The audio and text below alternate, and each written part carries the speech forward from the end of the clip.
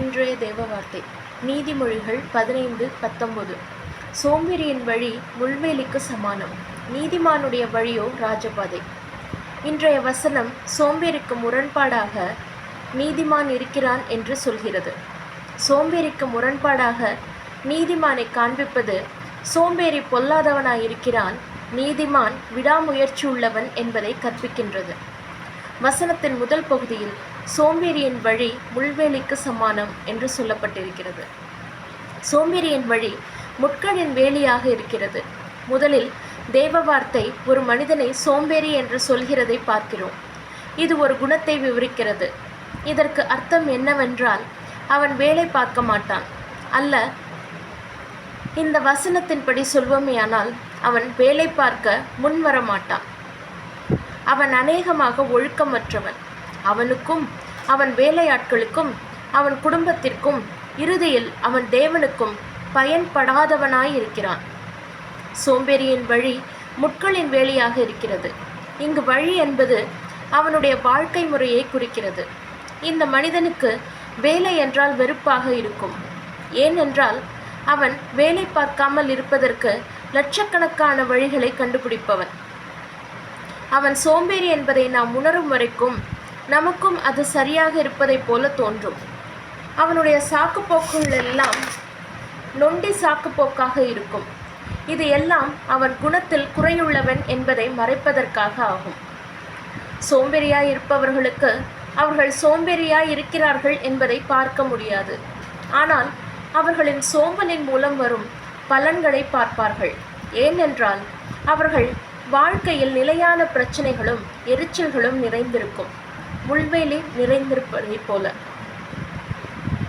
முட்கள் பாதைகளை அசிங்கமாக மட்டும் காண்பிப்பதில்லை, ஆனால் முன்னேற்றத்திற்கு தடையாகவும் இருக்கும். அதை உரசி பார்ப்பது வழிகளையும் தாமதங்களையும் தரும். வழிகளில் முட்கள் இருப்பது போலதான் சோம்பேறியாக இருக்கும் நபரின் வாழ்வில் அழகை குறைப்பது மட்டுமல்லாமல் அவன் முக்கியமானவர்களை செய்து முடிக்க விடாது. மேலும் வசனங்கள் சோம்பேறித்தனத்தை ஒழுங்கின்மையோடு தொடர்பு உடையது என்று சொல்கிறது. அநேக நேரங்களில் சோம்பேறித்தனம் எவ்வளவு பெரிய கொடிய பாவம் என்பதை நீதிமொழிகள் நினைவுபடுத்துகிறது. முதலில் சோம்பேறித்தனம் ஒரு திருட்டு. அடுத்தவர்களை வேலைக்காக பயன்படுத்தி கொள்பவன் தான் ஒரு சோம்பேறி. இரண்டாவது, சோம்பேறித்தனம் சுயநலம் கொண்டது. ஒரு சோம்பேறி மனிதன் அவனுக்காகவும் அவனுடைய ஆறுதலுக்காக மட்டும் வாழ்பவன். மூன்றாவது, சோம்பேறித்தனம் அவனவன் கடமைகளை கூட நிராகரிக்க செய்யும். ஆம், சோம்பேறி மனுஷன் அவன் செய்ய வேண்டிய காரியங்களை கூட செய்ய மாட்டான். ஆவிக்குரிய சோம்பேறி நடைமுறையின் பழக்கங்களை நம்ப மாட்டான். அவைகள் உண்மை என்று சொல்வான், ஆனால் அது எல்லாம் தவறானது போல நடந்து கொள்வான். அவன் நாஸ்திகன் ஆவதற்கு கூட சோம்பேறியானவன். அவனை கண்டனம் செய்யும் சத்தியத்திற்கு எதிராக வாதாடக்கூட மந்தமானவன். சார்லஸ் ஸ்ப்ரூஜன் ஆவிக்குரிய சோம்பேறி மனிதனை இவ்வாறு விவரிக்கிறார்: அவனுடைய ஆவிக்குரிய வாழ்வு அவன் தூக்கத்தில் இருப்பது போல் இருக்குமாம். அவன் பாவத்தை விடுவதற்கு ஒரு முறை முயற்சி எடுத்தவனாம், ஆனால் அதை பின்பற்றுபவன் அல்ல. அவனுடைய ஆவிக்குரிய வாழ்வு கடுமையான பாதை, ஏனெனில் அது முழுவதும் முட்களால் நிறைந்திருக்கிறது. ஆவிக்குரிய காரியங்கள் நீளமாகவும் மந்தமாகவும் இருக்கும். பரலோகத்திற்கான வழியை அடைத்துவிட்டது போல் தோன்றுமாம் சோம்பேறிக்கு. சோம்பேறித்தனம் அவனுடைய ஆற்றலை திருடிவிடும். அவனுடைய இருதயத்தை மூர்க்கமாக்கும். அவனுடைய கண்களை குருடாக்கும். வேலை செய்ய வேண்டும் என்ற எண்ணமே அவனை துயரப்படுத்தும். வசனத்தின் அடுத்த பகுதியில் நீதிமானுடைய வழியோ ராஜபாதை என்று சொல்லப்பட்டிருக்கிறது. நீதிமானுடைய வழி மிகவும் வித்தியாசமானது. இந்த மனிதன் தேவனுக்கு பயந்தவன், விசுவாசத்தின் மதிப்பை புரிந்தவன், மேலும் கடுமையாக உழைப்பவன். தொடர்ந்து வேலையை விட்டு போவது எப்படி என்று பார்ப்பதற்கு பதிலாக நீதிமான் அவனும் அவன் குடும்பமும் அவன் நண்பர்களும் அவன் சமுதாயமும் நன்மைகள் அடையும்படி வேலை பார்ப்பவன். அவனுடைய வழி நெடுஞ்சாலையை போன்றது. எதுவும் தடுக்க முடியாது. அவனுடைய நோக்கங்களிலிருந்து வழி விலக வைக்கவும் இயலாது. நீதியான ஒரு ஆணோ அல்லது பெண்ணோ தேவனுக்கு முன்பாக கடுமையாக உழைப்பவர்கள். சோம்பேறிக்கு இருக்கும் பிரச்சனைகளும் எரிச்சல்களும் அவர்களை ஒன்றும் செய்ய முடியாது. நீதிமானுடைய வாழ்க்கை மிகவும் மென்மையாகவும் முன்னேற்றமுடையதுமாயிருக்கும். கடினமாக உழைப்பது என்பது நீதிமானுக்கு சந்தோஷமாயிருக்கும். வேலை பார்க்கும் வாய்ப்புகள் நீதிமானுக்கு களிகூறுவதாயிருக்கும். தான் செய்யும் உழைப்பிலேயே அவன் வெகுமதியை கண்டடைவான்.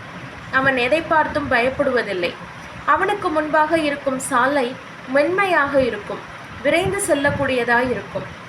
தேவன் அவரால் தேர்ந்தெடுக்கப்பட்ட பரிசுத்தவான்களுக்கு அநேக பாடுகளையும் உபத்திரவங்களையும் அனுமதிக்கலாம். ஆனால் அவை எல்லாவற்றிலும் இருந்து விடுவிப்பார். நிச்சயமாகவே விடுவிப்பார். நாம் எல்லோருமே பிரச்சனைகள் என்ற முட்களால் அவ்வப்போது குத்தப்படுகிறோம்.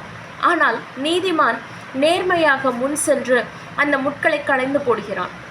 அவன் வீட்டிற்குள்ளேயே சோம்பேறியைப் போல ஒளிந்து கொள்கிறதில்லை. நீதிமான் விழுந்தாலும் எழுந்திருப்பான், மறுபடியும் விழுந்தாலும் கூட மறுபடியும் எழுந்திருப்பான். அவன் வாழ்க்கையில் தோற்றுவிட்டோம் என்று ஒற்றுக்கொள்வதும் இல்லை, விட்டு கொடுப்பதும் இல்லை. தேவன் சோம்பேறியை வெறுக்கிறார். அவன் செய்யும் எல்லா காரியங்களுக்கும் எதிர்த்து நிற்கிறார். ஒரு நபர் சோம்பேறியாக இருந்தால் அந்த நபருக்கு தேவனே சத்ருவாக இருக்கிறார். ஆகையால் அவன் ஆசைப்படுவது எதுவுமே அவனுக்கு நடக்காது.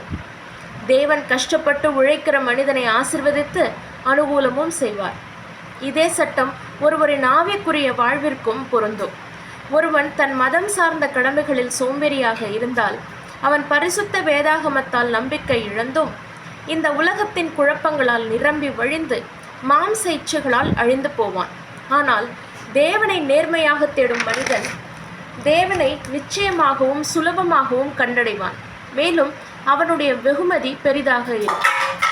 பரிசுத்த ஆவியானவர் நம் வாழ்வில் நாம் கனிகளை கொடுக்க வேண்டும் என்று எதிர்பார்க்கிறார்.